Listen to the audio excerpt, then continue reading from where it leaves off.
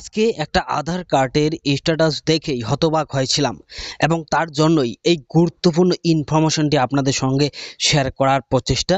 আশা করি সম্পূর্ণ ভিডিওটি মনোযোগ সহকারে দেখলে অবশ্যই এই গুরুত্বপূর্ণ ইনফরমেশনটি জানতে পারবেন। আমরা বেশিরভাগ লোকই কিন্তু সমস্যায় পড়ার পরে সেটা সমাধান খুঁজি এবং হয়রানির শিকার হই এবং অনেক অর্থ অথবা সময় নষ্ট করার পরে সেটা সমাধান পাই। কিছুদিন আগে আধার কার্ড ডিঅ্যাক্টিভেট বা নিষ্ক্রিয় হওয়ার চিঠি এসেছিল অনেকেরই। আশা করি এই বিষয়ে আপনারা খুব ভালোভাবে জানেন এবং এই চ্যানেলেও কিন্তু ভিডিও আপলোড করা হয়েছিল সেই বিষয় সম্পর্কে। তো আজকে একটা আধার কার্ডের সঙ্গে কোন মোবাইল নাম্বার লিংক রয়েছে সেটা চেক করার সময় দেখলাম যে সেই আধার কার্ডটি ডিঅ্যাক্টিভেট হয়ে গিয়েছে। তো আমাদের এলাকায় অনেক দিন আগে একটা আধার কার্ড ডিঅ্যাক্টিভেট হয়েছিল, আশা করি এই বিষয়ে আপনাদের সঙ্গে শেয়ার করেছিলাম। তো আজকে দেখলাম যে আরেকটা আধার কার্ড ডিঅ্যাক্টিভেট হয়ে গিয়েছে। কি জন্য ডিঅ্যাক্টিভেট হয়েছে সম্পূর্ণ বিস্তারিত তথ্য কিন্তু অবশ্যই আপনাদের সঙ্গে শেয়ার করার চেষ্টা করব। আপনি যদি এই চ্যানেলের একজন নতুন অথবা প্রথম দর্শক হয়ে থাকেন তাহলে দয়া করে চ্যানেলটিকে সাবস্ক্রাইব করে সঙ্গে থাকার চেষ্টা করবেন এবং অবশ্যই এই ভিডিওটি সম্পূর্ণ মনোযোগ সহকারে দেখার পর সবার সুবিধার্থে শেয়ার করার চেষ্টা করবেন। আপনারা যাতে এই সমস্যায় না পড়েন, তাহলে আগে থেকেই আপনাকে কোন পদক্ষেপ গ্রহণ করতে হবে বা কি করতে হবে অবশ্যই সম্পূর্ণ ভিডিওটি মনোযোগ সহকারে দেখলেই বুঝতে পারবেন। কবে ডিঅ্যাক্টিভেট হয়েছে, কি জন্য ডিঅ্যাক্টিভেট হয়েছে সেই ব্যক্তি অর্থাৎ আধার কার্ড হোল্ডার কিছুই জানেন না। না জানারই কারণ ব্যাপারটা খুবই কমন।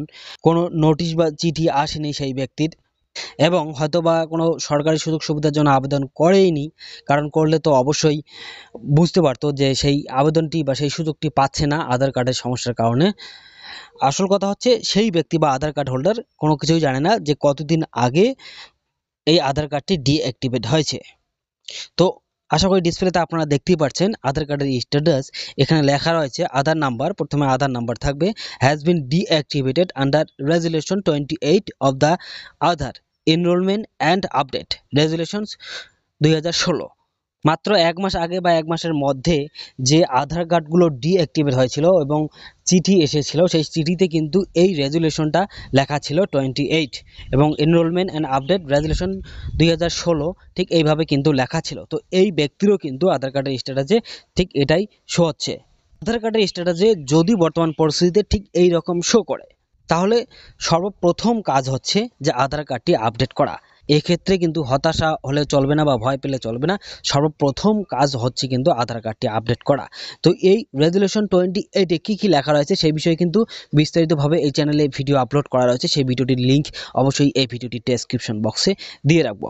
তো এখন কথা হলো আপনারা কিভাবে চেক করবেন আপনার আধার কার্ডের বর্তমান স্ট্যাটাস কি রয়েছে। তার আগে খুবই সংক্ষিপ্তভাবে জেনে রাখার চেষ্টা করব যে আধার আইনের এই 28A ধারা কি বা 28 ধারা কি কি লেখা রয়েছে। এই ধারা অনুযায়ী যদি কোনো বিদেশি ভারতে থাকার ভিসার মেয়াদ শেষ করে যায় বা ভারতে তার প্রবেশ কিংবা বসবাসের শর্ত পূরণ না হয়ে থাকে তাহলে তার আধার নিষ্ক্রিয় হতে পারে। হবেই যে এরকম কিন্তু কথা নয়, হতে পারে।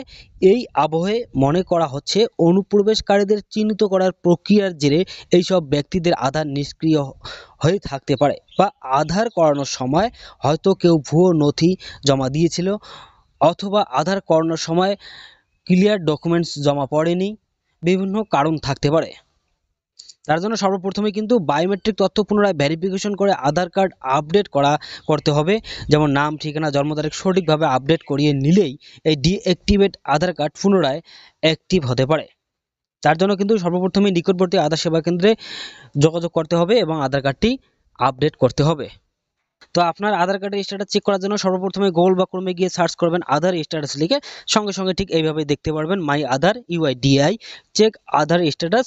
ঠিক এই লিঙ্কে আপনাকে ক্লিক করতে হবে। যখনই আপনি এখানে ক্লিক করবেন ঠিক এইভাবে দেখতে পারবেন অনেকগুলো অপশন আসবে। একটু নিচের দিকে আসলেই দেখতে পারবেন চেক আধার ভ্যালিডিটি। এই চেক আধার ভ্যালিডিটিতে ক্লিক করবেন। ক্লিক করার পর ঠিক এই রকম দেখতে পারবেন। এখানে আধার নাম্বার দিবেন, তারপরে এই যে ক্যাপচা কোড থাকবে এই কোডটি এখানে লেখার পর প্রসিড বাটনটিতে ক্লিক করতে হবে। অবশ্যই মনে রাখার চেষ্টা করবেন, সবসময় মনে রাখার চেষ্টা করবেন যে আপনার আধার কার্ডের OTP কারোর সঙ্গে সহজেই শেয়ার করবেন না। আধার কার্ডের স্ট্যাটাস চেক করার সময় যদি ঠিক এইভাবে মেসেজ শো করে this Aadhaar number requires document update, তাহলে কিন্তু অবশ্যই, যদিও বাধ্যতামূলক নয়, আপনাকে কিন্তু আধার কার্ডটি আপডেট করতেই হবে। এবং যদি ঠিক এইভাবে শো করে নিচে কোনো নোটিশ বা কোনো লেখা যদি না থাকে তাহলে আপনার আধার কার্ডটি আপডেট করার প্রয়োজন নেই।